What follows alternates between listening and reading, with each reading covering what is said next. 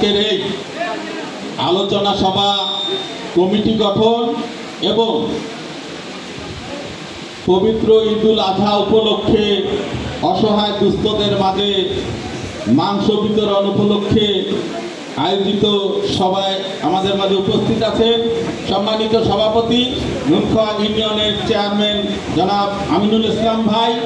আমাদের মাঝে উপস্থিত আছেন নাগেশ্বরী উপজেলা বিএনপির সম্মানিত আহ্বায়ক অধ্যাপক গোলাম রসুল রাজা ভাই। এখানে উপস্থিত আছেন তার সফর সঙ্গী ভিতরবন্দ ডিগ্রি কলেজের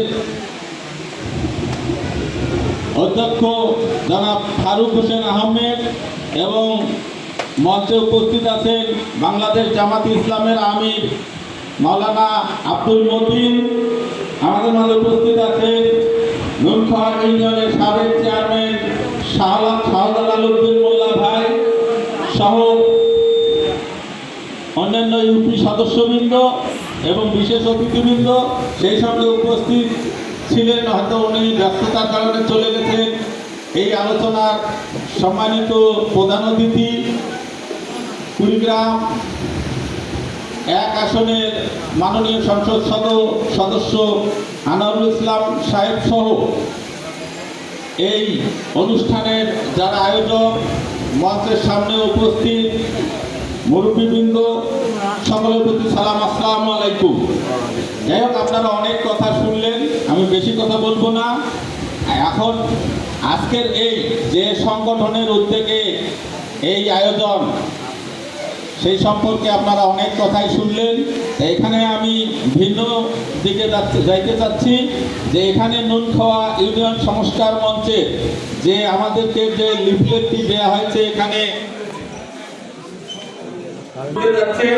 তাদের যে 14টি এজেন্ডা আমরা পেয়েছি হাতে, যেগুলো নিয়ে তারা কাজ করতে চায় আগামীতে, তার উপরে লেখা আছে ঐক্য, সততা এবং উন্নয়ন। আসলে যে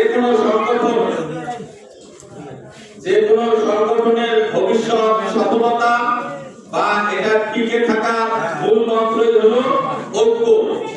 আমাদের যারা সংগঠক আছেন, যারা আগ্রহী এরকম একটি স্বেচ্ছাসেবী সংগঠনকে এগিয়ে নেওয়ার জন্য, নুনখোয়াকে নতুন করে সাজানোর জন্য যারা স্বপ্ন দেখতেছেন, তাদের প্রতি আহ্বান থাকবে যে ঐক্যটা যেন আপনাদের বিনষ্ট না হয়। আপনারা যারা আজকে আগ্রহী হয়ে এগিয়ে এসেছেন, আমাদের নুনখোয়া ইউনিয়নের 9টি ওয়ার্ডে অনেক শিক্ষিত অনেক ছেলে আছে, তারাও কিন্তু আগ্রহী। যারা হয়তো আপনাদের আহ্বান পেলে আপনাদের সহযোগিতায় এগিয়ে আসবে, তাদেরকে সাথে নেবেন।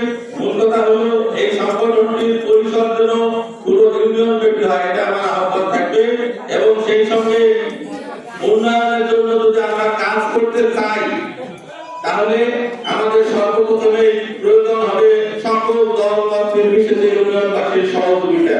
ইউনিয়নবাসী যদি আমরা সহযোগিতা করি, তাদেরকে যদি উৎসাহ দেই, আজকে যেমন তারা 200 জন দুস্থ মানুষের মাঝে মাংস বিতরণ করতেছে, আগামী দিনে আমাদের যে শিক্ষা, স্বাস্থ্য, অন্যান্য যে সমস্যাগুলি আছে, সেগুলো নিয়ে তারা আরো অনেক বড় পরিসরে কাজ করতে পারবে ইনশাআল্লাহ। আসলে আমরা নিজ নিজ জায়গা থেকে প্রত্যেকটি মানুষ চাই সমাজের জন্য কিছু কাজ করতে, কিন্তু একার পক্ষে যে কাজগুলি করা সম্ভব হয় না। সেখানে যদি আমরা সংগঠিত ভাবে সকলে মিলে একটি সংগঠনের মাধ্যমে আমরা যদি চেষ্টা করি, সেটা অনেক সহজভাবে করা সম্ভব হয়।